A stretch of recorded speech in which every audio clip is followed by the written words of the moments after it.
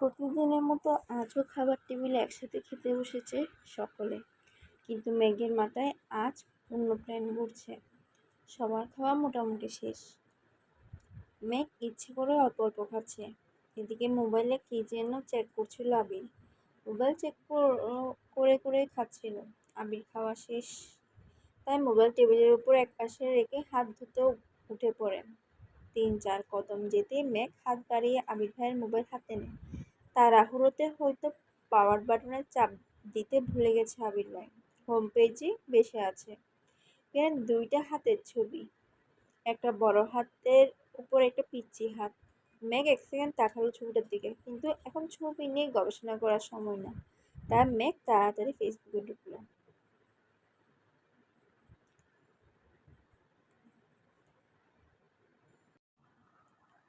Friend রিকোয়েস্টের অপশনে ঢুকতেই চোখে পড়ল কত ছেলে মেয়ের আইডি। সে খুঁজতে লাগলো গত রাতের নীল জামা পরিহিতাকে। একটু নিচে যেতেই পেয়ে গেল প্রত্যাশিত ব্যক্তির আইডি। এক সেকেন্ড না ভেবে ব্লক করে দিল তাকে। তাড়াতাড়ি ফেসবুক থেকে বের হয়ে ফোন রেখে দিল আগের জায়গায়। এবার মেঘ দীর্ঘশ্বাস ফেলল।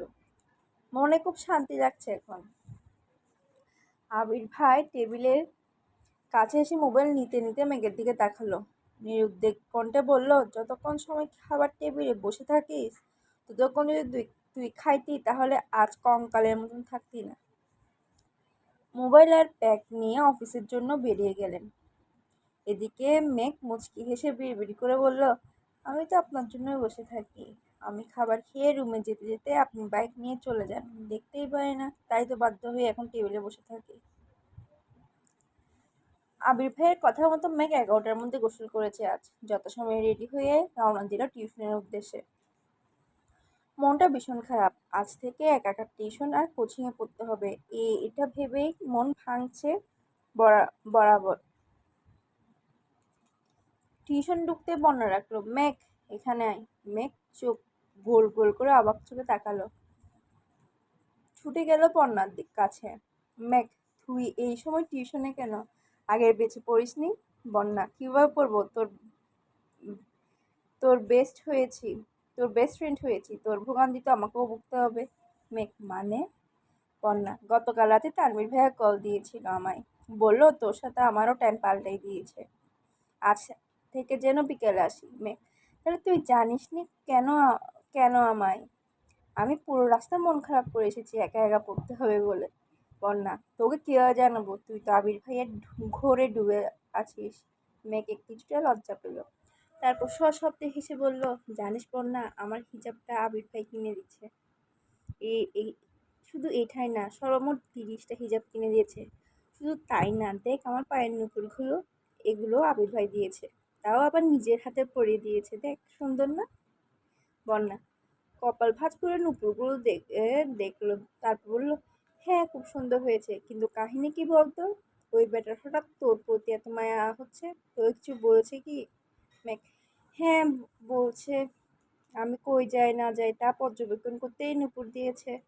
বন্যা হা করে তাকাই আছে। ততক্ষণে স্যার পড়াতে চলে এসেছেন। টিউশন কোচিং শেষে মেঘ বাসার উদ্দেশ্যে চলে গেছে। সন্ধ্যার পর আবার জান্নাত আপু আসবে, পড়ার রিভিশন দিতে হবে। জান্নাত আপু শুক্রবার শনিবার বাদ দিয়ে বাকি 5 দিন পড়ান। জান্নাত আপু খুব ভালো পড়ান। মেঘ উনার ভক্ত হয়ে গেছে একেবারে। জান্নাত আপু মেঘকে খুব আদর করে, পড়াশোনার পাশাপাশি কীভাবে পড়লে ভালো হবে, রুটিন করা সব কিছুতে হেল্প করেন। এজন্য মেঘ ইদানিং পড়াশোনাতে গুরুত্ব বেশি দিচ্ছে। এভাবেই কেটে গেল 10-12 দিন। আবিরের সাথে মেঘের প্রতিদিন সকালে খাবার টেবিলে দেখা হয়। মাঝে মাঝে মেঘ আগে আসে, মাঝে মাঝে আবির আগে চলে আসে, তারপর দেখা তো হয়। এতেই যেন মেঘের মনে সারাদিন প্রশান্তি কাজ করে। আবির ভাই ফিরে 11টা-12টার দিকে। আবিরের বাইকের শব্দ পেলে মেঘ ছুটে যায় নিজের রুমের বারান্দায়। হেলমেটটা খুলে যখন বাইক থেকে নামে, মেঘ গভীর মনোযোগ দিয়ে দেখে সে দৃশ্য, আর গুনগুন করে গান গায়। তারপর বাড়িতে ঢোকার আগ পর্যন্ত যতটুকু সম্ভব তাকিয়ে থাকে আবির ভাইকে দেখে। আবির ভাই বাড়িতে ঢুকে গেলে হাসিমুখে ঘুমিয়ে পড়ে মেঘ। এটাই যেন মেঘের দৈনিক রুটিন। কেন আবির ভাইকে দেখে তার কোনো উত্তর নেই অষ্টাদশীর কাছে। আবির ভাই কি শুধুই তার ক্রাশ, নাকি সে আবির ভাইকে ভালোবেসে? এর উত্তরও নিজেও খুঁজে পায় না। তবে আবির ভাইকে অসম্ভব ভালো লাগে। আবির ভাইয়ের শীতল চাউনি বারংবার অষ্টাদশীর হৃদয়টা চূর্ণ বিচূর্ণ করে। আবির ভাই অষ্টাদশীর মস্তিষ্ক জুড়ে বিচরণ করছে। 10-12 দিন পর সকালবেলা আবি জুসের গ্লাস হাতে নিয়ে দু চুমুক খেলো। কি না, আলী আহমদ খান বলে উঠলেন, আবির তোকে একটু চট্টগ্রাম যেতে হবে। আবির তৎক্ষণাৎ বিষম খেলো। তানভীর তাড়াতাড়ি উঠে ভাইয়ের মাথায় ফু দিচ্ছে। রান্না করতেই ছুটে এসেছেন মালিহা খান। এদিকে মেঘ অসহায়ের মতো তাকিয়ে আছে আবির ভাইয়ের দিকে। কিছুক্ষণ পর আবির স্বাভাবিক হয়ে বলল, আমি চট্টগ্রামকে কি করব? আলী আহমদ খান স্বাভাবিকভাবে বললেন, আমাদের কোম্পানিতে কিছু সমস্যা হচ্ছে, কিছু ডিলার ঝামেলা করছে শুনলাম। তোর কাকা মনিকে সিলেট যেতে হবে। কোম্পানির সিইও হিসেবে এখন দায়িত্ব তোর উপরেই পড়ে। তুই কথা বললে আশা করি সমাধান হবে। ডিলাররা অর্ডারটা ডেলিভারি করা পর্যন্ত তুই থাকবি ওইখানে। যদি সব ঠিকঠাক হয়ে যায় তখন চলে আসিস। আবির এক পলক মেঘের দিকে তাকালো, তারপর দৃষ্টি নামিয়ে প্রশ্ন করলো, কবে যেতে হবে? আলী আহমদ খান সহসা বলে উঠলেন, আজ রাতে অথবা আগামীকাল সকালে চলে গেলেই ভালো হবে। আবির চুপচাপ মাথা নিচু করে বসে আছে। আলী আহমদ খান আর মোজাম্মেল খান উঠে গেলেন। তানভীর আর এবার ভাইয়াকে বলল, ভাইয়া তোমার কি একা যেতে খারাপ লাগবে? আমি কি যাবো তোমার সঙ্গে? আবির অগ্নি দৃষ্টিতে তাকালো তানভীরের দিকে। তাতে তাক চেপে বিড়বিড় করে কি যেন বলল। কেউ কিছু বুঝল না, কিন্তু তানভীর সশব্দে হেসে উঠল। আবির এবার রাগ ফুঁসতে ফুঁসতে বলল, তানভীর। তানভীর হাসতে হাসতে চেয়ার থেকে উঠে বেসিনের দিকে দৌড় দিল। আবির অগ্নি দৃষ্টিতে তাকিয়ে আছে তানভীরের দিকে। তারপর মাথা নিচু করে প্লেটের খাবারটা কোনোরকম শেষ করে উঠে গেল। এদিকে মেঘ, মিম আর আদি বসে আছে। আদি আর মিম প্ল্যান করছে আবির ভাইকে বলবে কক্সবাজার গেলে ওদের জন্য খেলনা, সাজুনি আর শামুক নিয়ে আসতে। মেঘ নিশ্চুপ বসে আছে আবির ভাইকে দেখার জন্য। এখন সে প্রতিদিন ফজরের সময় ঘুম থেকে ওঠে, রাতে ঘুমানোর আগে আবির ভাইকে দেখে ঘুমায়। আবির ভাই চট্টগ্রামে চলে গেলেও থাকবে কিভাবে? মিম হঠাৎ ডেকে উঠল, আপু ভাইয়াকে তুমি কি আনতে বলবা? মিমের ডাকে ধ্যান ভাঙল মেঘের। একটু হাসার চেষ্টা করলো, তারপর কোমল কণ্ঠে বলল, আমার কিছু লাগবে না। সারাদিন কেটে গেল। মেঘের নিজের মতো কোচিং টিউশন শেষ করে আসছে। মিম আদি স্কুল থেকে ফিরছে। আমি 8টায় বাসায় ফিরেছে। ততক্ষণে জান্নাত আপু পড়েই চলে গেছে। মেঘ বই খাতা নিয়ে নিজের রুমে চলে গেছে। রাত 10টার দিকে চট্টগ্রামের উদ্দেশ্যে বেরিয়ে যাবে আবির। রুমে গিয়ে শাওয়ার শেষ করে একেবারে রেডি হয়ে রুম থেকে বের হলো আবির। মেঘের রুমের দরজার সামনে এসে থামলো। দরজা ধাক্কা দিল আস্তে করে। মেঘ বিছানায় উপর করে শুয়ে আছে। পাশে বই খাতা পড়ে আছে। ফ্যানের বাতাসের পৃষ্ঠাগুলো উঠছে। জান্নাত আপু যাওয়ার পরই রুমে এসে শুয়ে গেল। আবির আস্তে করে ডাকলো, মেঘ। কোনো সাড়া নেই, তাই রুমের ভিতরে ঢুকলো আবির। শান্ত পায়ে এগিয়ে গেল মেঘের কাছে। মেঘের মুখের একপাশে বিছানায় লেপ্টে আছে। ফ্যানের বাতাসে চুলগুলো এলোমেলো হয়ে উঠছে। ছোট চুলগুলো বারবার মুখে ঝাপটে পড়ছে। ছোট চুলগুলো মুখে বারবার ঝাপটে পড়ছে। লাইটের আলোয় ওপর গাটা চিকচিক করছে। আবির বিছানার একপাশে বসলো। কিছুক্ষণ শুকনো দৃষ্টিতে পরখ করলো অষ্টাদশীকে। তারপর গালে হাত রেখে মুখ থেকে ছোট চুলগুলো সরিয়ে দিল। দু একবার মাথায় হাত বুলিয়ে দিয়ে চুপচাপ রুম থেকে বেরিয়ে ব্যাগ নিয়ে চলে আসলো।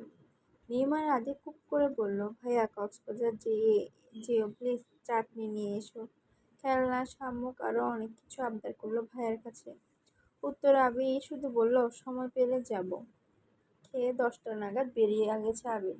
ইকবাল খান আগামীকাল সকাল 8টায় সিলেট যাবেন। আবিরের বাবার কোম্পানি ঢাকার বাইরে 3টা শাখা আছে, চট্টগ্রাম, সিলেট, রাজশাহী। ইকবাল খানকে বেশিরভাগ সময়ই বিভিন্ন জায়গায় দৌড়াদৌড়ি করতে হয়, কখনো চট্টগ্রাম, কখনো রাজশাহী, কখনো সিলেট। বাকি সময় বাড়িতে থাকলে হেড অফিসে থাকেন। একই সাথে 2 শাখাতে যেতে হলে কখনো কখনো মোজাম্মেল খানকেও যেতে হয়। তবে আলী আহমদ খান এখন আর ঢাকার বাইরে যান না। আবির আসতেও উনি চাইছেন আবির সব দায়িত্ব বুঝে নেয়। রাত 11টায় মিম এসেছে, ডাকছে, আপু ওঠো না, খাবে না? মেঘ ঘুম চোখে তাকিয়ে মিমের দিকে। মিম আবার বলে, 11টা বাজে, তুমি কখন খাবে? আম্মু বড় আম্মু সবাই বসে আছে তোমার জন্য, আমিও খাইনি আসো। 11টা শুনে মেঘের ঘুম উধাও হয়ে গেছে। সহসা মনটা খারাপ হলো। চিন্তিত স্বরে বলল, আবির ভাই কি চলে গেছে? মিম হাসি মুখে বলছে, হ্যাঁ ভাইয়া তো 10টার আগে চলে গেছে। আমি আর আদি বলে দিয়েছি তোমার জন্য খেলনা গিফট চাটনি নিয়ে আসতে, তোমার জন্য আনতে বলেছি।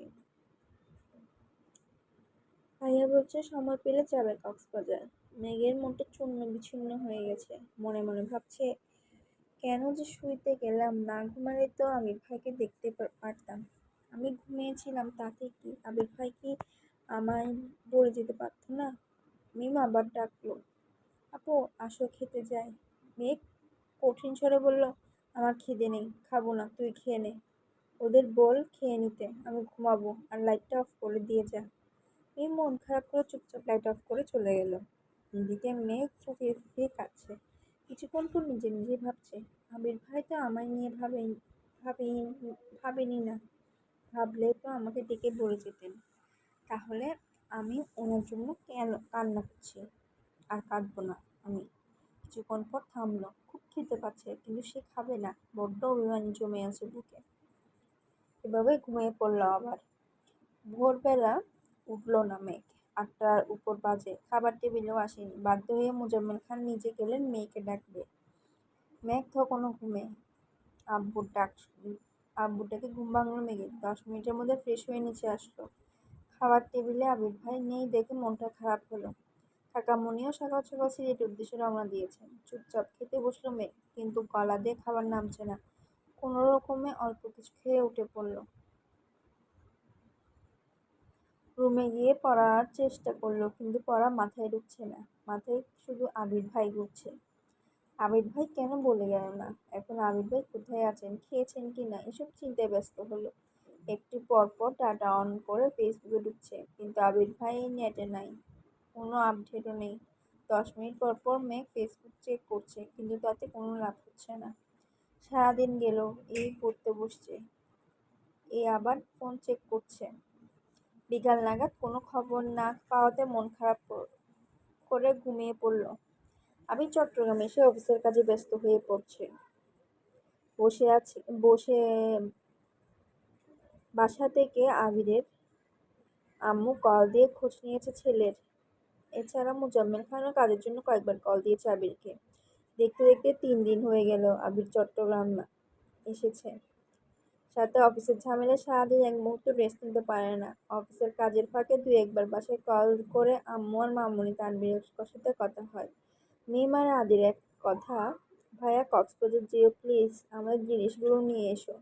কিন্তু মেঘ যেন নিখোঁজ। আবির বিদেশে থাকাকালীন তানভীর বাসায় না থাকলে যে মেয়ে একাই সারা বাড়ি মাতিয়ে রাখতো, এখন আবির চট্টগ্রাম। তানভীর সকালে বের হয়ে পার্টি অফিসার ফেরে 10টার দিকে। বাবা চাচাও সারাদিন অফিস থাকে, তারপরও মেয়েকে সারাদিন খুঁজে পাওয়া যায় না। সকালে অল্প খেয়ে যে রুমে ঢুকে কোচিং থাকলে বের হয়, না হয় 3-4টায় ক্ষুধা লাগলে চুপচাপ এসে খাবার খায়, মাকেও ডাকে না।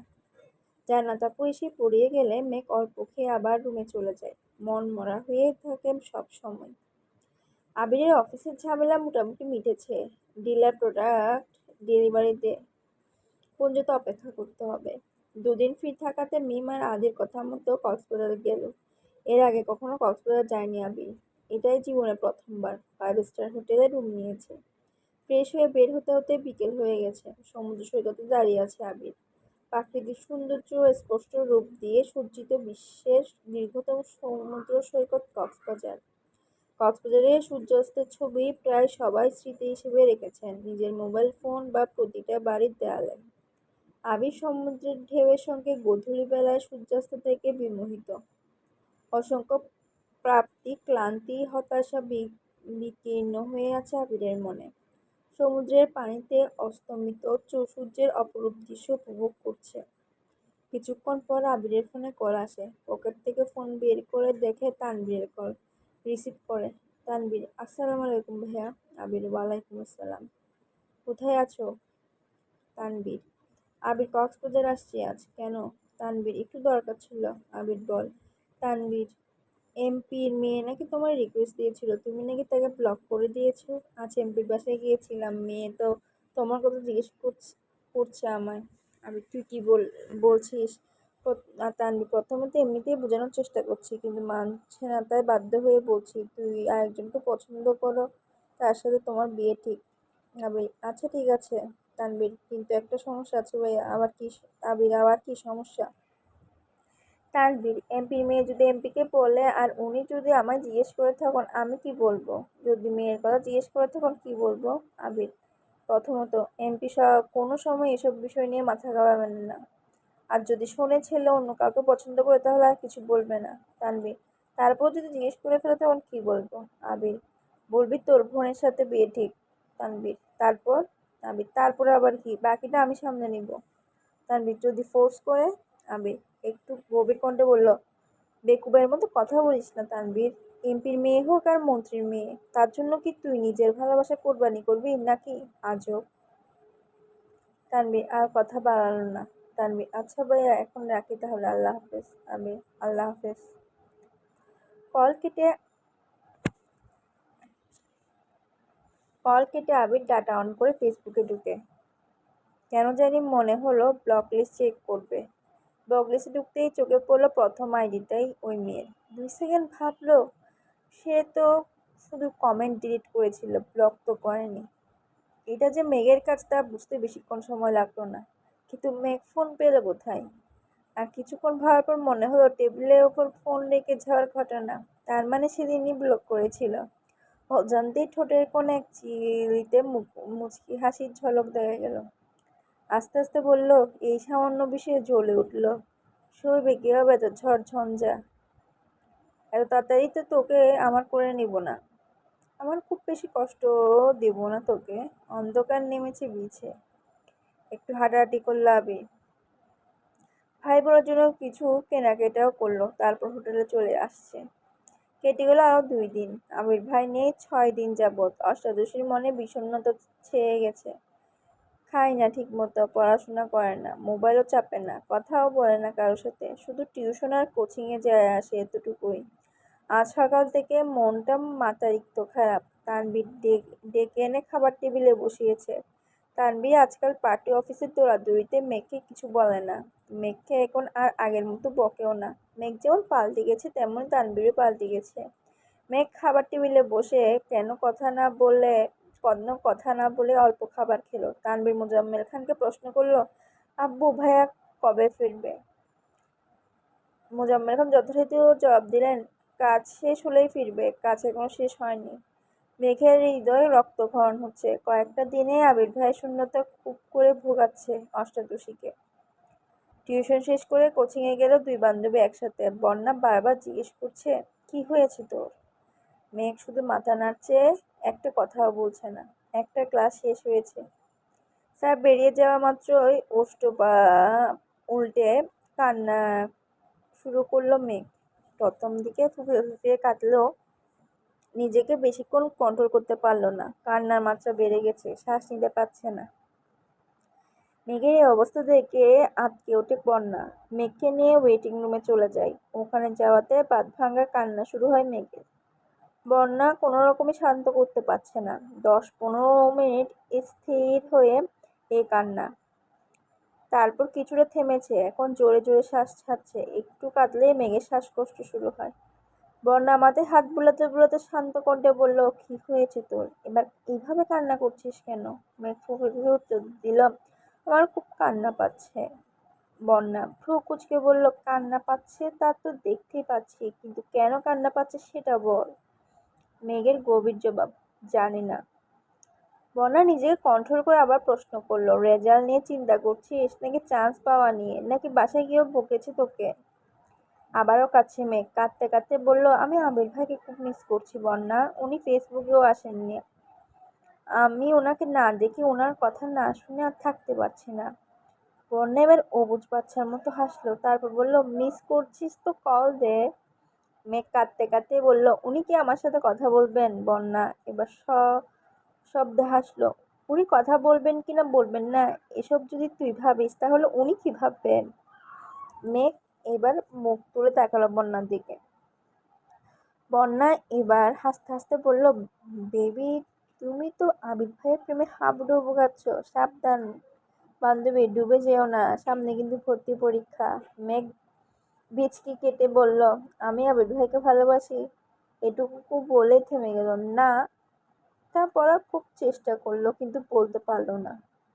বন্যা মেঘে ঠান্ডা মাথায় বেশ কিছুক্ষণ বুঝালো। মেঘ শান্ত হয়ে বসে আছে। বন্যা বলল, তুই তাহলে বাসায় চলে যা, ক্লাস করতে হবে না। ফোন দে, আমি ড্রাইভার আঙ্কেলকে কল দিচ্ছি। তারপর মেঘকে গাড়িতে দিয়ে বন্যা এসে ক্লাসটা শেষ করলো। মেঘ বাসায় এসে ফ্রেশ হয়ে ছুটে গেল মায়ের রুমে। হালিমা খান ঘুমাচ্ছিলেন। মেঘ মায়ের হাতের উপর মাথা রেখে মাকে জড়িয়ে ধরে শুয়ে পড়েছে। হালিমা খান ঘুমের মধ্যেই একবার চোখ খুলে দেখলেন মেঘকে। দেখে মেঘের পিঠ বারবার জড়িয়ে ধরে ঘুমিয়ে পড়লেন পুনরায়। অনেকক্ষণ কান্না করায় মেঘ ক্লান্তও ছিল। সে মাকে জড়িয়ে ধরে ঘুমিয়ে পড়েছিল। বেশ কিছুক্ষণ পর মেঘের ঘুম ভাঙে। ততক্ষণে হালিমা খান সজাগ হয়ে গেছেন। শুয়ে শুয়ে মেয়ের মাথায় হাত বুলিয়ে দিচ্ছে। মেঘ সচরাচর মায়ের কাছে শুতে আসে না। যখন খুব বেশি মন খারাপ থাকে তখনই আসে। মেঘের ঘুম ভাঙতেই হালিমা খান বললেন, তোর কি শরীর খারাপ মা? মেঘ মাথা নেড়ে না করল। হালিমা খান পুনরায় বললেন, রেজাল্ট নিয়ে চিন্তা করছিস? মেঘ আবারও মাথা নেড়ে না করল। মেঘ এবার মাকে শক্ত করে জড়িয়ে ধরে বলল, আম্মু আবির ভাই কবে আসবে? মেয়ের প্রশ্নে হালিমা খান মুচকি হাসলেন আর বললেন, কেন, ভাইয়ের জন্য কি পেট পুড়ছে? মেঘ মনে মনে বলল, পেটের সাথে মনটাও পুড়ছে আম্মু। মেঘকে নীরব দেখে হালিমা খান বললেন, দুপুরে তো কথা হয়েছে, বললো আরো 2 থেকে 4 দিন লাগতে পারে। কথা হয়েছে শুনে সহসা মেঘের মনটা খারাপ হলো। নিজেকে সামলে বলল, আম্মু আবির ভাইকে কল দাও না প্লিজ। হালিমা খান, বিকেলেই তো কথা হলো, এখন আবার কল দিয়ে কি করব? ছেলেটা মনে হয় ব্যস্ত। আম্মু প্লিজ দাও না। হালিমা খান নিজের ফোন হাতে নিয়ে কল দিল আবিরকে। লাউড স্পিকারে দিয়েছেন। কয়েকবার রিং হতে রিসিভ হলো। আবির, আসসালামু আলাইকুম মামুনি। আবির ভাইয়ের কণ্ঠ শুনে মেঘের বক্ষস্পন্দন জোরালো হলো। হালিমা খান, ওয়ালাইকুম আসসালাম। ব্যস্ত আছিস বাবা? আবির, হ্যাঁ কিছুটা। কেন? হালিমা খান, মেঘ একটু কথা বলবে তোর সাথে। আবির, ঠিক আছে দাও। হালিমা খান মেঘের দিকে ফোন এগিয়ে দিলেন। মেঘ কাঁপাকাঁপি হাতে ফোন নিল। সঙ্গে সঙ্গে লাউড স্পিকার অফ করে দিল মেঘ। মেঘ ধীর কণ্ঠে বলল, হ্যালো। আবির তৎক্ষণাৎ রেগে মেগে বলল, হ্যালো কিরে, প্রথমে কল দিয়ে সালাম দিতে হয়, এটাও জানিস না?